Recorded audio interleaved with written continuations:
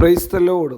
വേഗം വരുന്നവനായ നമ്മുടെ കർത്താവായ യേശു ക്രിസ്തുവിൻ്റെ നാമത്തിൽ എൻ്റെ സ്നേഹവന്ദനങ്ങളെ ഞാൻ അറിയിക്കുന്നു.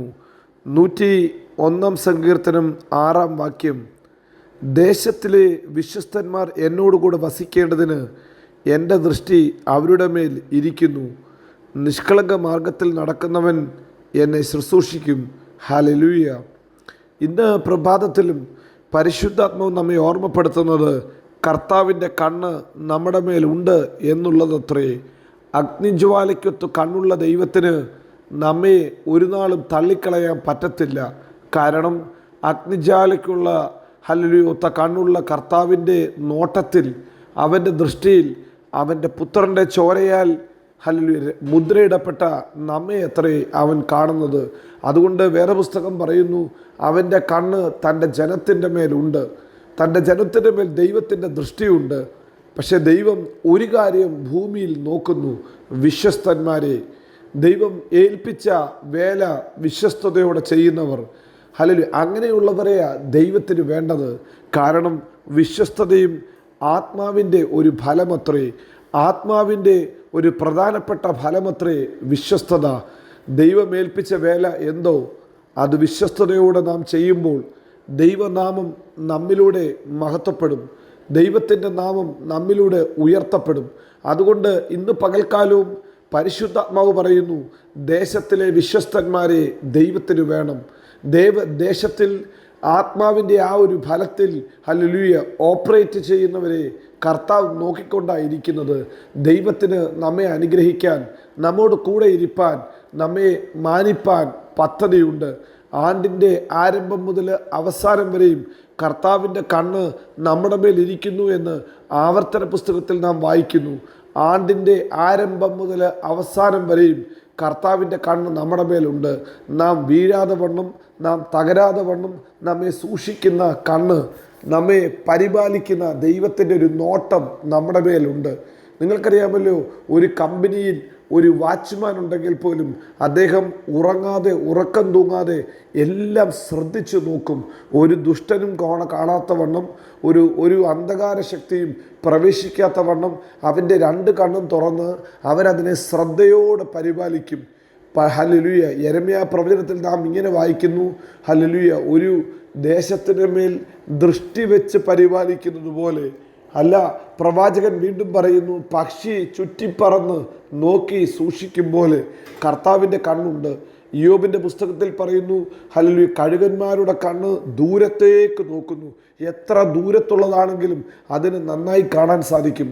പ്രിയരെ, അങ്ങനെയെങ്കിൽ ഇന്ന് പകൽക്കാലം അഗ്നിജ്വാലയ്ക്കൊത്ത് കണ്ണുള്ള കർത്താവിൻ്റെ മുമ്പാകെ ഒന്നും മറച്ചു വെക്കാൻ പറ്റത്തില്ല, ഒന്നും മൂടി വെക്കാൻ പറ്റത്തില്ല.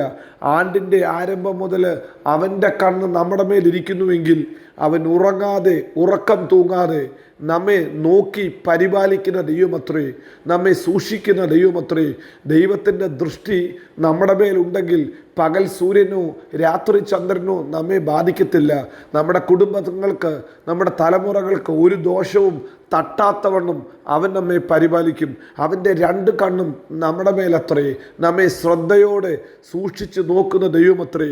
എന്നാൽ ഇന്ന് രാവിലെ പരിശുദ്ധാത്മാവ് ഓർമ്മപ്പെടുത്തുന്നു, അങ്ങനെ കർത്താവിൻ്റെ നോട്ടത്തിന് കീഴിലുള്ള ഒരു ദൈവ പൈതൽ വിശ്വസ്തനായിരിക്കണം. ഏൽപ്പിച്ച വേല എന്തോ അത് വിശ്വസ്തയോടെ ചെയ്യണം. യേശുവിനെക്കുറിച്ചും എബ്രായ ലേഖന കർത്താവ് പറയുന്നു, അവൻ ദൈവഭവനത്തിലൊക്കെയും വിശ്വസ്തനായിരുന്നു. തന്നെ ഏൽപ്പിച്ച വേല വിശ്വസ്തയോടുകൂടെ ചെയ്തു. ഹല്ലേലൂയ.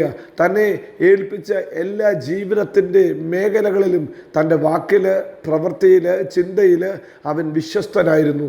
ഇന്ന് പ്രഭാതത്തിലും വചനം കേൾക്കുന്ന കർത്താവിൻ്റെ പ്രിയ പൈതലേ, നിന്നെ ഏൽപ്പിച്ച വേല നിനക്ക് വിശ്വസ്തയോടുകൂടെ ചെയ്യാൻ സാധിക്കുമോ? ഗ്രഹവിചാരകന്മാരിൽ അവൻ അന്വേഷിക്കുന്ന ഏറ്റവും നല്ല സ്വഭാവവും വിശ്വസ്തതയത്രേ. ഇന്ന് പകൽക്കാലം നമുക്കവന് നന്ദി പറയാം, നമുക്കവനെ സ്തുതിക്കാം. നമ്മെ ഇതുവരെ നടത്തിയവൻ, നമ്മെ ഇതുവരെ പരിപാലിച്ച ദൈവം, അവൻ പറയുന്നു, അവൻ്റെ കണ്ണ് ആണ്ടിൻ്റെ ആരംഭം മുതൽ അവസാനം വരെയും ഈ ദേശത്തിൻ്റെ മേലുണ്ട്. അതിനകത്തെ വിശ്വസ്തന്മാരെ നോക്കുവാൻ, അതിനകത്തെ വിശ്വസ്തന്മാരെ മാനിക്കാൻ, അതിനകത്തെ വിശ്വസ്തന്മാരെ സൂക്ഷിക്കാൻ, അതിനകത്തെ വിശ്വസ്തന്മാരെ ഒരു ദോഷവും തട്ടാത്തവണ്ണം പരിപാലിക്കാൻ യഹോവയുടെ കണ്ണ് തൻ്റെ വിശ്വസ്തന്മാരുടെ മേലുണ്ട്, തൻ്റെ മക്കളുടെ മേലുണ്ട്. ആണ്ടിൻ്റെ ആരംഭം മുതൽ അവസാനം വരെയും കർത്താവ് നമ്മെ ശ്രദ്ധയോടെ നോക്കുന്നു. ഈ പകൽക്കാലവും നമുക്ക് അതോർത്ത് ദൈവത്തിന് നന്ദി പറയാം. ആണ്ടിൻ്റെ ആരംഭം മുതൽ അവസാനം വരെയും തൻ്റെ ദൃഷ്ടി വെച്ച് നമ്മെ പരിപാലിക്കുന്ന ദൈവം. സങ്കീർത്തനക്കാരൻ പറയുന്നു, അവൻ തൻ്റെ ദൃഷ്ടി വെച്ച് നമുക്ക് ആലോചന പറഞ്ഞു തരും, നാം പോകേണ്ടുന്ന വഴിയിൽ നമ്മെ നടത്തും. ഹല്ലേലൂയ. കർത്താവ് നോക്കുന്നുണ്ടോ? കർത്താവ് നമുക്ക് ആലോചന പറഞ്ഞു തരും.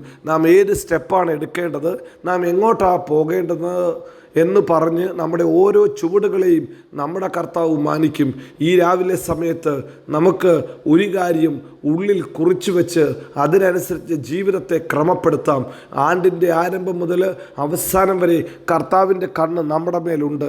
നമ്മിലെ വിശ്വസ്തത നോക്കാൻ, നമുക്ക് വഴി പറഞ്ഞു തരാൻ, നമ്മെ സൂക്ഷിക്കാൻ, നമ്മെ പരിപാലിക്കാൻ കർത്താവിൻ്റെ കണ്ണ് നമ്മുടെ മേലിരിക്കുന്നു. ഇന്ന് രാവിലെ അത് ഓർത്ത് ദൈവത്തിന് നന്ദി പറയാം. ഈ ദൈവം വിശ്വസ്തൻ, വാക്കുമാറാത്തവൻ, നമ്മെ എല്ലായിടത്തും എല്ലായ്പ്പോഴും ക്രിസ്തുയേശുവിൽ ജയോത്സവമാക്കി നടത്തും. God bless you. Amin, Amin, Amin.